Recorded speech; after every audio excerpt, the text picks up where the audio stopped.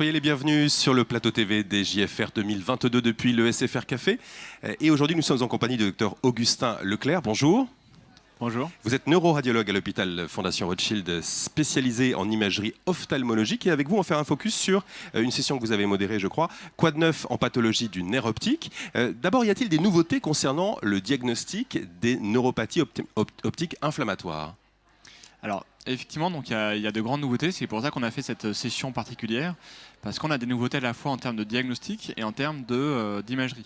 En termes de diagnostic, tout d'abord, on a vraiment une révolution avec l'apparition maintenant des neuropathies optiques avec des anticorps spécifiques, donc les anticorps anti-AQP4 dans le cadre des neuromyélites optiques et les anticorps anti-MOG dans le cadre des mogopathies.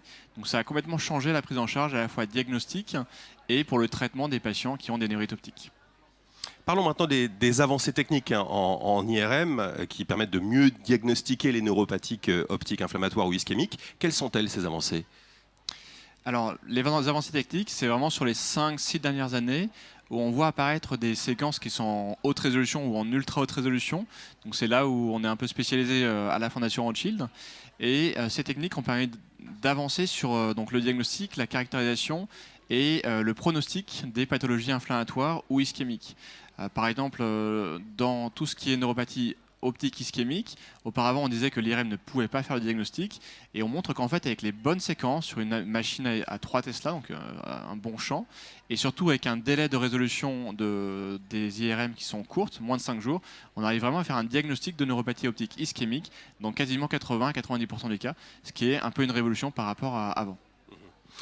Augustin Leclerc, est-ce que l'IRM peut être utilisé en pratique clinique courante pour faire un diagnostic de maladie de Horton ou bien est-ce que c'est toujours du domaine de la recherche actuellement? Alors ça, c'est une excellente question. Effectivement, le diagnostic de maladie de Horton, ça fait toujours peur aux gens. Et en fait, avec nos nouvelles techniques d'imagerie de paroi, les premières études, c'est 2014, donc ça commence à dater un petit peu. Et maintenant, on est sur une technique qui est plus mature, avec des séquences qui vont être en haute résolution. Pareil, on est sur des objectifs de 0,5 mm, donc 500 microns. Et là, on arrive vraiment à faire le diagnostic de maladie de Horton en regardant à la fois les artères temporales, les artères occipitales, mais aussi, et ça c'est nouveau, les artères ophtalmologiques et ciliaires courtes, donc en arrière de l'œil. Et avec ça, on fait un diagnostic de maladie de Horton avec une très forte spécificité. On a quasiment 100% de spécificité. Donc ça a vraiment changé le diagnostic des patients avec une maladie de Horton. Et mon conseil, c'est que ces séquences sont maintenant disponibles chez tous les constructeurs. Donc il ne faut pas hésiter à s'en emparer pour monter des filières de diagnostic de maladie de Horton, parce qu'il y a un vrai impact pour le patient en termes de diagnostic et surtout de prise en charge, parce qu'on sait que ces patients-là ont un risque fort de faire une atteinte ophtalmologique qui est la noïa et qui est irréversible. Donc il faut arriver avant cette atteinte irréversible. Donc c'est important de faire un diagnostic rapide de cette maladie de Horton. Voilà, tout à fait. Nous, on a monté une filière qui s'appelle la filière SOS Horton, où les patients qui ont le moindre symptôme ophtalmologique et une suspicion de Horton, sur tout Paris pour l'instant, vont être référés en urgence sur la Fondation Rothschild, avec une IRM qui est réalisée dans les 12 à 24 heures, et nous, on essaie même de le faire dans les 4 à 6 heures. Et avec cette simple IRM, on a le diagnostic immédiat, ou au contraire, on élimine un diagnostic de Horton. Et ça a un double intérêt, ça évite de faire une biopsie de l'artère temporale chez les patients qui ont une maladie de Horton, ce qui est une technique invasive avec des résultats qui sont retardés, 8 à 15 jours.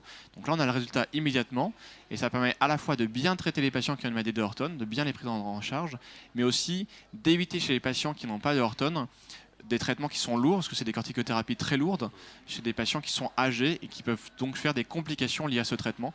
Donc là aussi, c'est un peu une révolution, parce que ces patients-là qui auparavant avaient des complications lourdes du traitement sont renvoyés chez eux, et on leur dit, vous n'avez pas de Horton, on va prendre en charge bien sûr vos symptômes ophtalmologiques, mais il n'y a pas d'urgence à traiter. Merci beaucoup Augustin Leclerc pour ce focus sur les nouveautés en termes de pathologie du nerf optique. Merci infiniment. Merci à vous. Et à très bientôt sur le plateau TV des JFR 2022.